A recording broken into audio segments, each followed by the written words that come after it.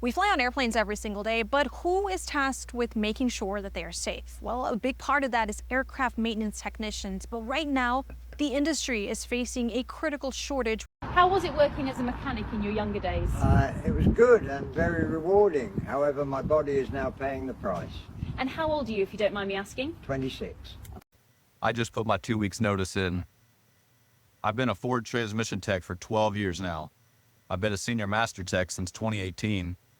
This industry has changed a lot in the last 10 years. If you're a dealership mechanic, you know exactly what I'm talking about. I will always have the utmost respect for my fellow mechanics in this industry, and I will definitely miss the fun we have here in the shop. I'm very thankful that my dealership is letting me work these last 2 weeks so I can get everything in order for what I'm getting ready to do. But with that being said, I'm ready for a change. I am going all in on my real estate business and my side hustles. Real estate has opened up so many doors for me, and I'm ready to take it to the next level. So, a lot of people are asking me, are you scared? Are you nervous? And the truth is, I am absolutely terrified. A good friend told me, he's like, man, if you're not terrified, then it's probably not the right decision. So to all of my friends, family, people who have supported me, people following me on here, I love you guys. I hope you'll still follow me, and we'll see where the journey takes me. Peace out. Mechanics are not leaving because the work has no value. They are leaving because too many shops ask for more skills, more speed, and more stress. Then they act shocked when the bays stay empty. I used to think the answer was simple. Pay people more. That helps, but it is not the full fix. TechForce even says the technician shortage is going to get worse. And the U.S. Bureau of Labor Statistics, they project about 70,000 openings a year for automotive service technicians and mechanics from 2024 to 2034. That's over a 10-year period. Mechanics are not paid what the door rate is. We absolutely aren't. And if anything, the higher the door rate goes, our wages stay the same. So the door rate's been going up and up and up, and our pay has been staying the same for almost 40 years. And in some cases, it's actually kind of going down. This is the reason I quit my last job. The door rate went up and they took money away from us. It's incredible. And you'll see in a lot of videos why mechanics are quitting. It's the same old story. And it's a powerful story. Is corporations, huge conglomerates, they're nickel and diming mechanics when we're the money makers. So please, general public, we are not paid the door rate. We are paid a very, very small fraction of that. The trend used to be, when I first got in, my teacher said it was supposed to be 33% of the door rate. We're not even at 20% anymore. And it's just going to keep getting worse. And if you watch all these videos, you'll see hundreds and hundreds of comments of frustrated mechanics. And this is what I've been trying to bring to the public is we are a beat up group of people, and the more information and the more stuff we can get out to the public, the better. So next time you see a mechanic, thank him. Mechanics are not paid what the door rate is. If you work in the trade, comment on this. Stay in auto or move into diesel fleet, heavy equipment, aircraft, or EV work. I want to know where your head is at. But here's my take on the industry.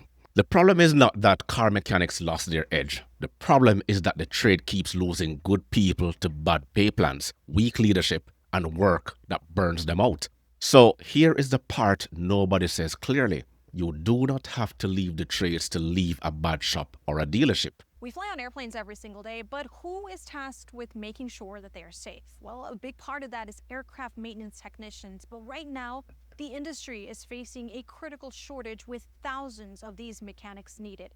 Now, experts say this is being driven by a wave of retirements and higher travel demand, but this shortage could impact your future travel plans. If you are done with flat rate paying, move sideways, not out. Go diesel. Bureau of Labor Statistics, I'm going to call them BLS.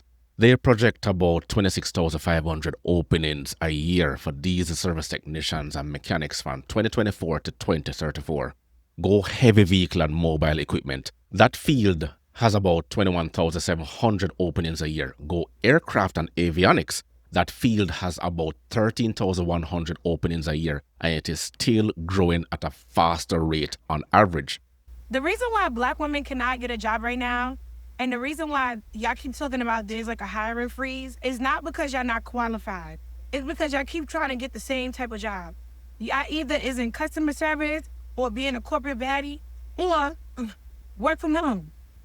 If everybody is looking and trying to get into that same field, of course it's gonna be a freeze. Of course it's not gonna be enough jobs for y'all. Y'all need to get into type of jobs like construction or either healthcare.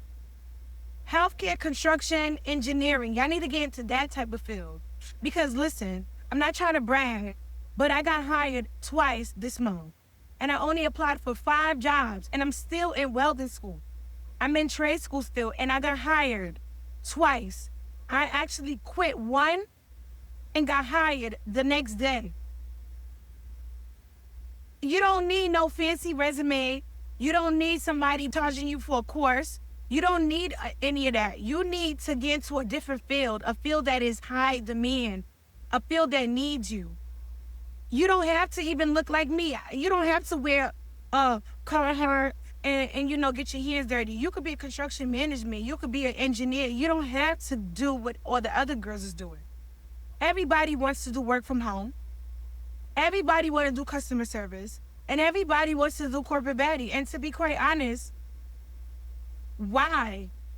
Those jobs is not even like union jobs. Let's be honest. I wouldn't even want to do those type of jobs. They be laying people off like that.